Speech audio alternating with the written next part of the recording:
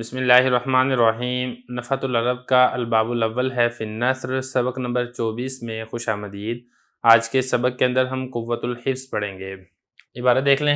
روی عن ابن المدینی انہ سأل اعرابی علی باب قتادہ وہو تابعی جلیل یقال ولد اکمہ قد اتفقوا علی انہ احفظ اصحاب الحسن البصری وانصرف ففقدوا قدحا فحج قتادہ بعد 10 سنین فوقف اعرابی فسألهم فسمع قتادہ کلامہ فقال صاحب القدح هذا فسألوه فأقر به۔ عبارت ہو چکی ہے، اس کا ترجمہ دیکھ لیں۔ ابن مدینی سے روایت کیا گیا ہے کہ ایک دیہاتی نے سوال کیا حضرت قتادہ کے دروازے پر، اور یہ جلیل القدر تابعی تھے۔ کہا جاتا ہے کہ یہ مادر زاد نابینا پیدا ہوئے تھے، اور اس بات پر علماء کا اتفاق ہے کہ حسن بصری کے تلامذہ میں سے یہ سب سے زیادہ یادداشت والے تھے۔ وہ دیہاتی چلا گیا اور انہوں لوگوں نے ایک پیالے کو گم پایا۔ حضرت قتادہ نے 10 سال بعد حج کیا۔ ایک دیہاتی کھڑا ہوا لوگوں سے سوال کرنے لگا۔ حضرت قتادہ نے اس کے کلام کو سنا تو فرمایا پیالے والا یہی ہے۔ لوگوں نے اس سے سوال کیا تو اس نے اس بات کا اقرار کر لیا۔ عبارت اور ترجمہ ہو چکا ہے، اب چلتے ہیں اس کی لغوی صرفی تحقیق کی طرف۔ قوت یہ گزشتہ سبق کے اندر آ چکا ہے۔ اگلا لفظ ہے حفظ۔ حافظ یحفظ حفظاً، باب اس کا آتا ہے سمع یسمع، اور اس کا مطلب ہوتا ہے یاد کرنا۔ اور اس کے بعد اگلا لفظ دیکھیں تابعی۔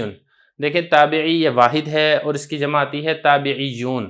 تابعی اس کو کہا جاتا ہے جس نے حالت ایمان میں کسی صحابی سے ملاقات کی ہو اور ایمان کی حالت میں ہی اس کا انتقال ہوا ہو۔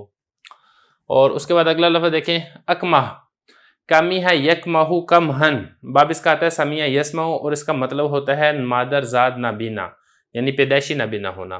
اتفق یتفق اتفاق، باب اس کا افتعال ہے، اردو کے اندر بھی اسی اتفاق کے معنی میں استعمال ہوتا ہے۔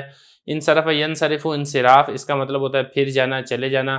فقد یفقد فقدن، باب اس کا آتا ہے ضرب یضرب، گم پانا، کوئی چیز گم ہو جانا، یہ اس کے معنی آتے ہیں۔ حج یحج حجن، حج کرنا۔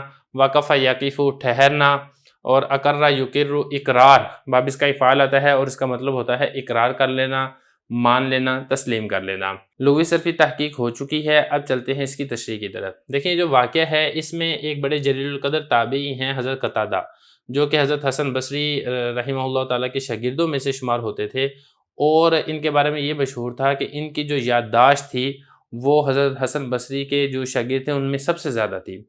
تو ان کا ایک بڑا عجیب و غریب واقعہ ذکر کیا گیا ہے، وہ یہ ہے، ابن مدینی نے روایت کیا ہے کہ ایک دیہاتی آیا ان کے دروازے پر اور آ کے سوال کیا، جیسے مانگنے والے آ جاتے ہیں نا، تو اس نے بھی آ کے سوال کیا۔ تو ان کے بارے میں یہ بھی کہا جاتا ہے حضرت قتادہ رضی اللہ عنہ کے بارے میں کہ یہ پیدائشی مادرزاد نابینا پیدا ہوئے تھے۔ جس وقت پیدا ہوئے تھے تو یہ اندھے تھے، ان کو نظر نہیں آتا تھا۔ اور اس پر بھی علماء کے اتفاق ہے کہ حسن بصری کے اصحاب، ان کے ساتھیوں میں سے، مطلب ان کے شاگردوں میں سے سب سے زیادہ حافظے والے، سب سے زیادہ یادداشت والے یہی حضرت قتادہ تھے۔ تو بہرحال وہ آیا، اس نے آ کے سوال کیا، تو پھر وہ جب چلا گیا ہے دیہاتی، تو پھر پتہ چلا کہ ایک پیالہ چوری ہو چکا ہے، پیالہ گم پایا لوگوں نے، مطلب یہ کہ اس دیہاتی نے چوری کر لیا تھا۔ پھر بعد میں حضرت قتادہ رضی اللہ عنہ 10 سال بعد حج کے لیے گئے ہیں، تو وہاں پر دوبارہ ایک دیہاتی نے آ کر سوال کیا۔ تو جب حضرت قتادہ نے اس کا کلام سنا، اس کی آواز سنی، تو ان کو فوراً پتہ چل گیا کہ یہ وہی والی آواز ہے جو کہ 10 سال پہلے جس نے میرے دروازے پر آ کے سوال کیا تھا۔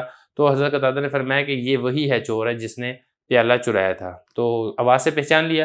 جب لوگوں نے اس کو پکڑا اور پھر اس سے پوچھا تو اس نے پھر اس بات کو تسلیم کیا کہ واقعی میں نے ہی 10 سال پہلے وہ پیالہ چوری کیا تھا۔ تو اس سے معلوم ہوتا ہے کہ ان کی یادداشت اور ان کا حافظہ اتنا زیادہ تیز تھا کہ 10 سال بعد بھی جو ایک مرتبہ آواز سنی تھی اس کو بھولے نہیں، فوراً اس کو پہچان لیا۔ یہ بتا رہے ہیں کہ حضرت قتادہ نے جب ان کا کلام سنا تو فرمایا کہ پیالے والا یہی والا ہے۔ فسالوہ، لوگوں نے اس سے سوال کیا، اقر بہ، اس نے پھر اس بات کا اقرار کر لیا۔